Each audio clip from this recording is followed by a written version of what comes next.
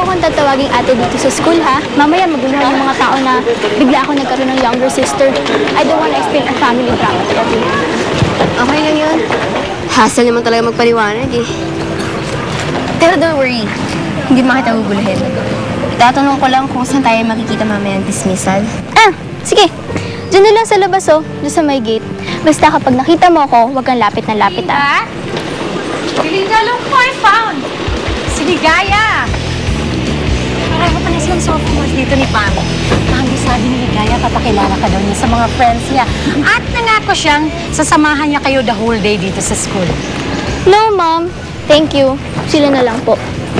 Belinda, ika nga rito. Ma, ayoko sumama dyan.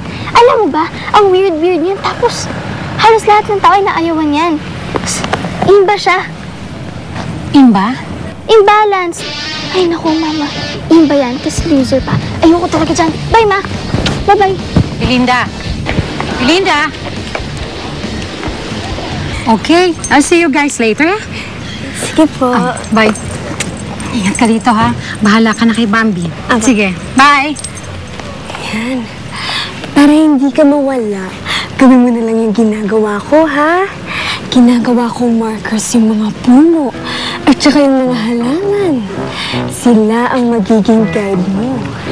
Physically and spiritually. Okay lang. Siguro naman mabilis ko na rin makakabisa yung mga lugar dito sa school. Tsaka baka hindi na rin ako mawala. Sige, salamat ah. Ay, sandali! Hindi pa tayo tapos, no? Hindi ko pa na-explain sa'yo ang mga subcultures na ma-encounter mo dito sa campus. Subcultures? May geographic locations na nag-emanate ng iba't ibang psychic energies mula sa bawat subcultures. Teka dito. Tara! Hi, Leslie. What's up? Wala. Gumagawa ng mga invites para sa party mamaya. Diyan sa bleachers, nandiyan si Leslie. Alam mo, ayoko naman talagang naibibigay ng label sa mga tao eh. Pero ang tawag sa kanila ng karamihan, drama queens. Ay, matera kasi yung mga yan eh. Tsaka alam mo ba, lagi yung umi-eksena kapag merong events dito sa school at tsaka merong mga functions. Pero hindi ka dapat mag-alala. Kasi, iba-iba naman yung mga psychic perception sa bawat lugar eh. Halika dito. Tulad niyan, sa gilid. Dito, steady lang ang vibes. Kung merong iba gusto nila, lagi silang sikat. Meron din namang gusto nila dito lang. At yan ang mga friends ko. Hello!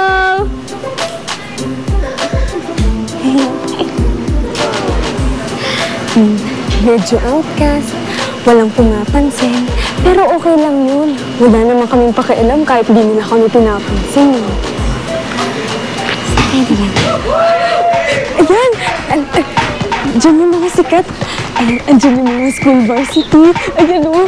Andiyan yung mga politikala. At saka yung mga celebrities. At saka, higit sa lahat, nandiyan yung mga crush ng bayan. Leslie, gusto mo tulungan kita mag-distribute ng notes mo? Marami akong hawak na sophomores tsaka freshmen na member ng Martial Arts Club. Kayaan natin sila sa party. Teka, baka malaglag ka!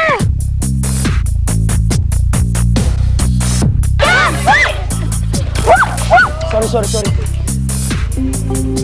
Hi. Wait, Sorry, gamit mo.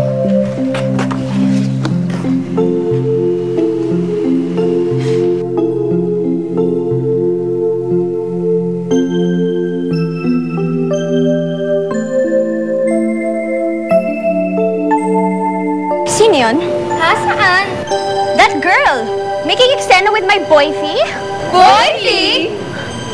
Okay, fine. My ex-boyfie. Si Bambi.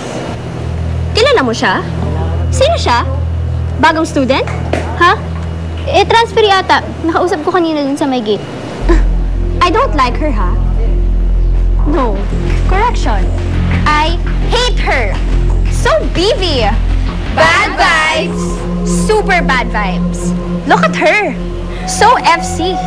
As in, feeling close kay Chris. Oh, she's so pissing. Oh, akala ko ba wala na kayo? Duh. That's like, for now lang, no?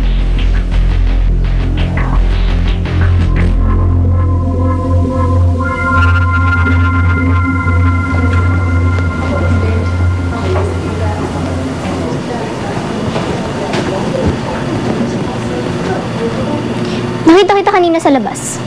Ako at ang 99% ng school population. Kasama mo si Chris? Ah, yung basketball player? Nahulog kasi siya eh. Alam mo, social suicide yung pagiging FC mo sa MVP ng varsity team. MVP meaning most valuable property ni Leslie Fernan. Eh, wala naman akong ginagawa eh. Well, you better make sure na wala kang gagawin. Paano kung malaman ng mga tao na magkapatid tayo? Eh di nasabotage pa yung status ko dito sa school na to. Alam mo, kadarating mo lang, ginugulo mo na agad social life ko. Okay na sana buhay ko eh. O may eksena ka pa?